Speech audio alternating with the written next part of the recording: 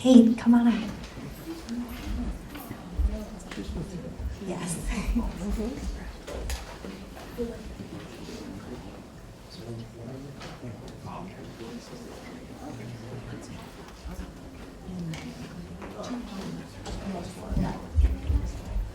And then, Mac, do you want to introduce your protagonists too? Hola, mi nombre es Alejandra. Hi everyone, my name is Alejandra. Nice to meet you. And my name is Abeluna. I'm also Migrant Justice.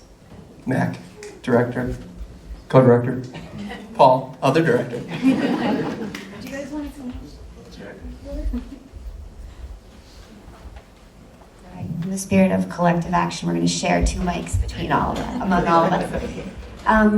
So I'll start us off with one question, and I'm going to go straight to the audience because we've got a big crowd and a lot of you. So I guess I'll just start with both filmmakers. I'd love to hear how you came to meet your protagonists and form the kind of relationship that you obviously did to get the kind of access and intimacy that we see in both films.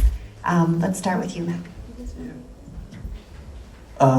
So film, the origin story, it's pretty cool that Abel's here because my last year at Middlebury, I went to Middlebury. I went to a migrant justice seminar, and it was just this great talk, and Abel wasn't there, but I emailed Abel and did a testimonial project that summer, and this day we drove around Vermont for 6 hours, and that's when he told me about the soccer tournament. And then a few weeks later, I photographed it for the first time, so that was 7 years ago now. And yeah, it was just such a beautiful thing to witness, and I went back every year, and I think 2021 after COVID was a moment where I was like, oh, this is just a film, we need to make a film, and that's when me and Paul kind of really got serious on it. And yeah, but it's just so great to have Abel here, because we were in a car talking about how it would make a great story.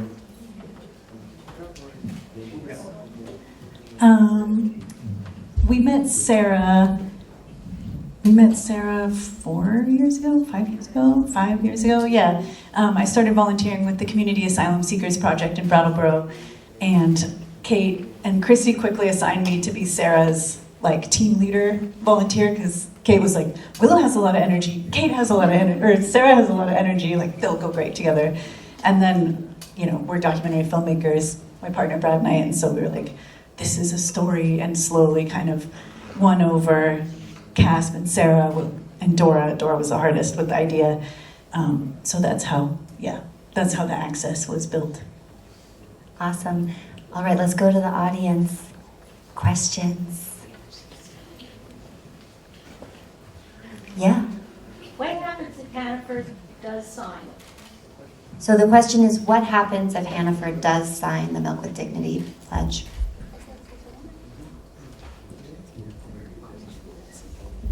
Bueno, sería de gran ayuda porque entonces los patrones tuvieran un poco más de acceso a dar viviendas dignas y a pagar sueldos justos. Then that will be awesome, because then farm owners will be able to provide better housing and better wages to farm workers. How? By joining the Milk with Dignity program, they will have to pay higher prices for the milk to farmers where Hannaford is buying their milk from.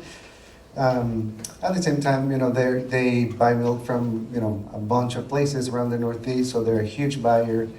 So they will affect thousands of workers across the Northeast. So by them joining, it will bring a huge change along their supply chain. The specifics is they have to respect the code of conduct and the Milk with Dignity program that details everything that they have to follow.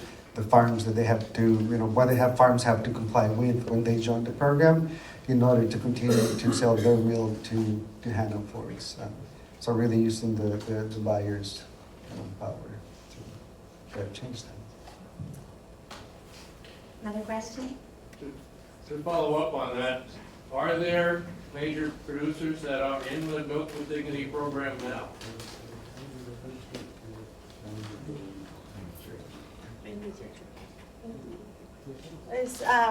En el programa existe ahora Ben y Jerry que hace los helados. Ben & Jerry's is part of the Movement Dignity program. They're a huge ice cream corporation in the Northeast of Vermont. There is. No, tenemos muchos años luchando para que Hannaford se una, pero no hemos tenido éxito.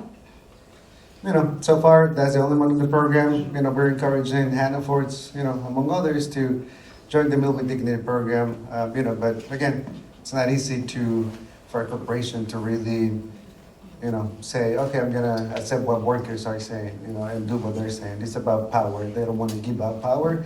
So we have to keep picking at it. It takes years to get an agreement with a corporation for them to understand that they have to clean their supply chain from human rights abuses. And it's not easy for them to come to terms with that. And especially if there's a group of workers that has designed a program and pushing a corporation publicly, saying, hey, these are the issues, you have to fix them. For them, for corporations, it's not easy to swallow that pill.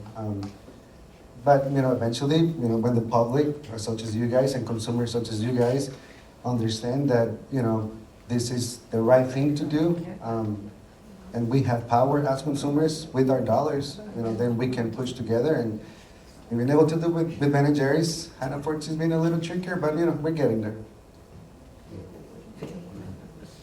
Yes, in the back. Could you be a little more specific on bringing a new life? How exactly did Sarah get connected with CASP? Like, we heard about her journey to get to Vermont, but talk about her journey once she got here to get the help and engagement she needed. Yeah, so I directed the Community Asylum Seekers Project at the time that Sarah relocated to Vermont, and can speak a little bit to that. Most of the asylum seekers, and just for context, Vermont has a network of, I think there are 7 or 8 volunteer-based asylum support organizations all around the state. So folks can join up with those organizations very easily. It is a little bit of a roundabout path for everybody, right? Some asylum seekers come to Vermont straight, they're bonded out of detention, as Liv was talking about in the film. In Sarah's case, she was bonded out of detention, but sometime beforehand. And then was having, she spoke in the film about that 180-day waiting period before she was allowed to get a work permit. So people really have a hard time, and that's intentional because the US government wants to keep out the poor, right? So if you don't have access to funds, it won't be comfortable for you, and that's the point. So Sarah was having a hard time making ends meet and was popping around, staying with friends in various states, and eventually was trying to make it to the Canadian border in Plattsburgh to leave. She was done. And the pandemic hit that same week. So the border was closed, and she didn't realize that until she got there. So she essentially hit the Canadian border, got bounced back, and was unhoused in Plattsburgh, and met up with a church, and the pastor of the church, this wonderful man named Rafael, called around to everybody he could find, and I answered the phone that day and said, yeah, we can help Sarah. So that was a real blessing for us. And is money, I don't speak different languages. I'm not embedded in the social justice system. Are donations the best possible way for both organizations that someone who wants to help address the problem can support you both? Yeah, I mean, I'll let Abel speak to migrant justice, and I no longer work for CASP, but I do work with all that network of organizations still, and with there's legal service organizations as well around the state that are also raising money right now. Money helps. It doesn't hurt. I'll say for asylum seekers recently arrived to Vermont, one of the biggest challenges, no surprise, is housing. We have a lot of empty space in Vermont inside of people's houses. We have a lot of second homes. We have a huge number of second homes in Vermont that stand empty most of the year. That's also a really, really wonderful way to help. Thank you.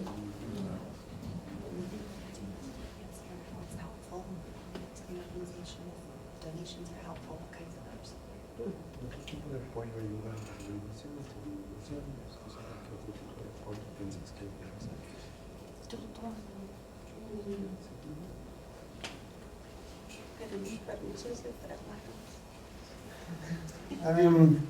I think, Directamente. Sí, directamente eso es lo que ayudaría demasiado. Pues que hubiera una ley que de verdad nos ayudara y nos diera permisos para ir y venir.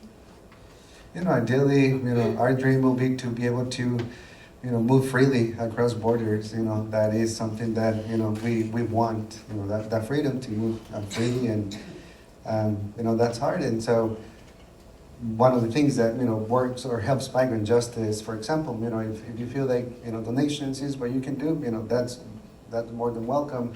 But also, showing up and taking action, join us on a march, join us on a rally, send a letter to Hannah Ford, make some noise together with us. And certainly, donations allow us to continue to do the work that we do, being 5 years with Hannah Ford, their plan is to drag us out and to get us tired. And, it's always helpful to have resources to continue to, to fight the fight.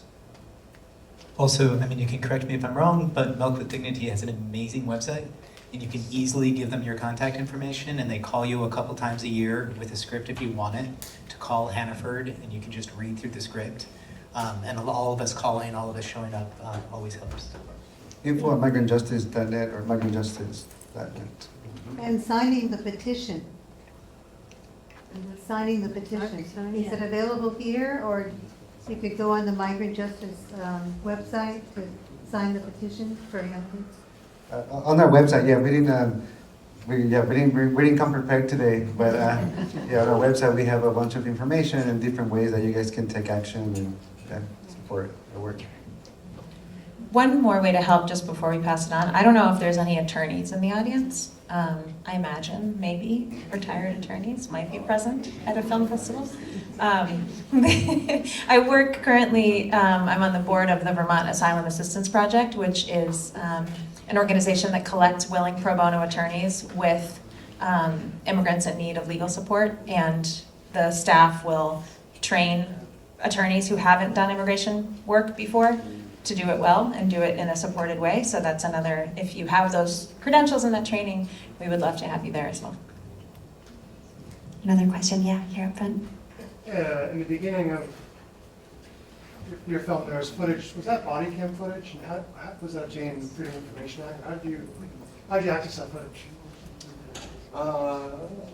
So Migrant Justice got a hold of that. I think was it VT Digger that might have been the first one to release it? I'm actually not positive, but you can find it online, and both of them are present online.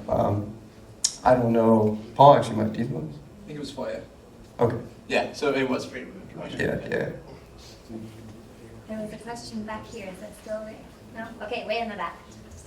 Yes, hi. I wanted to ask, is Migrant Justice also focused on legalizing the work? I know the H-1 visa program that supports temporary workers who come to work with the orchards, they can come and go freely, they're legal, and certainly that should be extended somehow to full-time workers here who work in the dairy farms. I know it's very difficult. I volunteer for Migrant Justice. I speak Spanish, so it's very difficult hearing the stories of men forced to work 17 hours doing manual labor. Many of them are mistreated, others aren't. But I don't really understand. I remember calling Bernie office at one point saying, why can't this be extended? And they said, well, it's a federal issue. It seems to me statewide we should be able to do something. I know that, for example, it's not allowed for farm workers to be thrown in the back of the barn, for example. So why can't we do something about hours worked and wages and basic worker rights? I don't really understand why, as a state, we can't do more, and it seems as us citizens we should do more. Thank you. You wanted to? Okay, that's a question. That's $1 million question.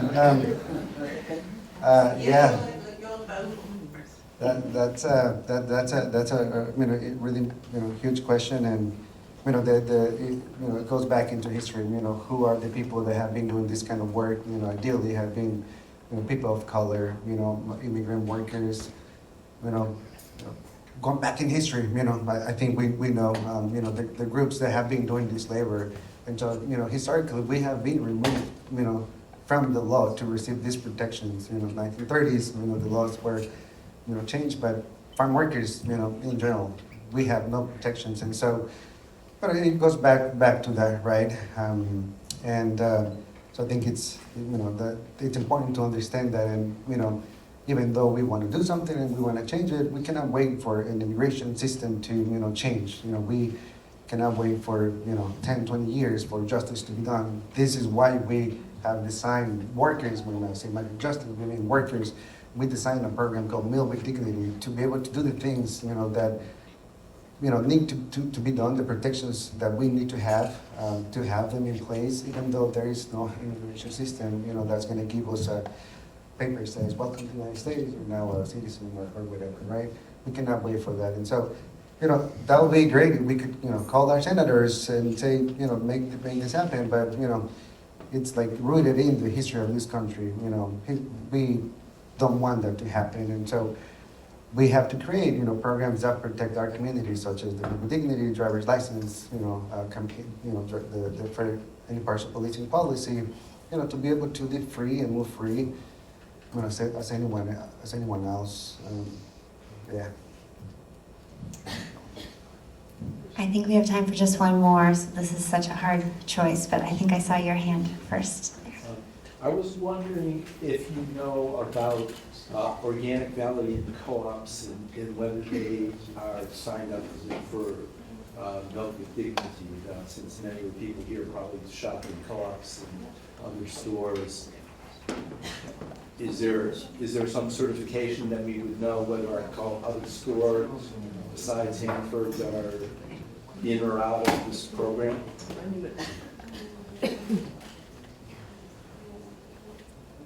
No por el momento.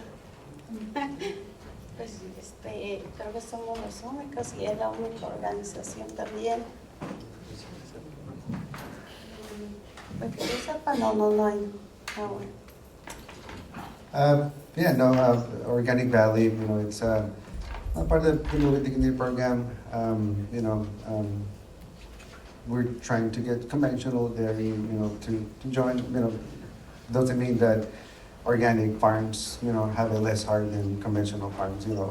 Organic farm, there's even sometimes a lot more work because of, what has to be done. And, but we'll get there. And we don't want to create a certification program. There's a lot of them out there, that don't really mean, creating the change that needs to happen on the ground. And, so we're, with the Meal with Dignity program, getting the big corporations to, tell the farmers that they're buying milk from, hey, do this right thing and we'll, you'll be rewarded for this. And then, everyone's going to be happy. And so that's the plan.